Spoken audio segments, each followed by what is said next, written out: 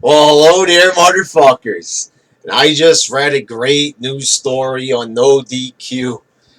Randy Orton has been written off WWE television. Hallelujah! Hallelujah! Hallelujah! Hallelujah! Yes! Randy Orton has finally gotten his wish. He has requested a lighter work schedule and he has received it. More power to Randy Orton. So you go ahead, buddy. You go over there with your RKOs out of nowhere and your random, homosexual poses and your 5 moves of doom and, your boring ass promos, and you stay over there. As I was saying in previous videos, Randy Orton has been doing jack fucking shit as of lately. All he's doing is taking wins away from more deserving people like Cesaro and a couple others there. Yeah, like I said, I'm not too big on Sheamus at the moment. With his whole new look and everything, but it felt like if they're going to do anything important with Sheamus, Randy Orton is getting in his way. And like I said, I've been getting sick of his new gimmick, the RKO out of nowhere. And, he's been doing these out of nowhere, but since the internet videos have been coming out with him like RKOing sharks and all that shit, they've been trying to. Michael Cole's been screaming like a fucking banshee about RKO out of nowhere. You know, See, but this is good because it's pretty obvious they're running out of ideas for Orton. Orton has, been like somewhere at the top since 2004, and it's been Orton ever since. They should take the same cue with John Cena and, Big Show and the rest of them. Guys that should be fucking retired already or doing something else with the company. As I said, back in the day, you never had wrestlers at the top for this long. The only other time would have been like with the fucking four horsemen or the Freebirds. But those days are long numbered. And, wrestling is a lot more physical now, and they're doing a lot more dangerous shit. As I said, guys like Hogan, and Stone Cold and The Rock, all these fucking guys, Batista even, nobody had a career that was more than fucking 10, 11, 12, going on almost 13 years now in regards to Orton and fucking Cena. It's fucking maddening. How the hell, and also wrestling wasn't that fucking,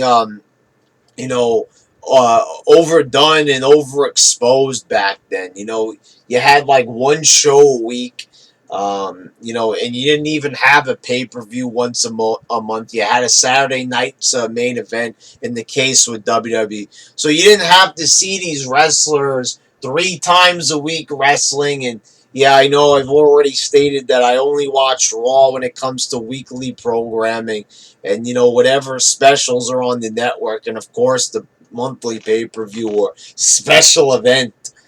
The thing is, Orton has nothing left to do, so he might as well fucking take some time off with his fucking family if he ain't doing jack shit. I mean, even Orton looks bored. He's not doing anything significant. Somebody posted a link, on my, I think in my Raw review of how many times Sheamus and Orton have wrestled on fucking TV and pay-per-view, and the list is fucking gigantic. I mean, these two guys have fucking wrestled. I mean, I don't know what it is. McMahon gets a hard-on for fucking Sheamus and Orton. I don't know. Does he jerk off to the concept of this match? Because why book this match so many times? I don't get it. It's never good. It's never entertaining. It's always slow, boring, plotting, and just it's an all-around bad match. It's not. It gets a bad reaction. I mean, it's like why? Why fucking book this match constantly? That's all Orton's doing is wrestling fucking Sheamus. He's gonna wrestle Sheamus to the end of time. No, it's good.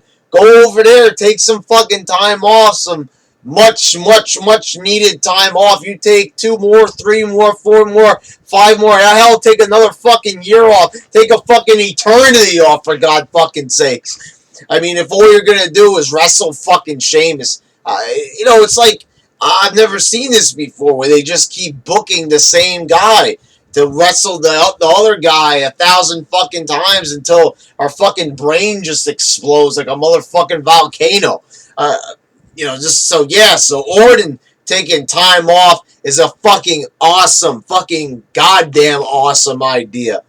And I'm happy McMahon is giving his time off because, yes, I will be driven fucking insane if I have to watch one more RKO being claimed that it's out of nowhere when he's standing right next to the guy, or Orton just getting wins for no reason. As I said this way back when, Orton is, at a point where a win for him doesn't mean anything. A win for him is like a win for Cena.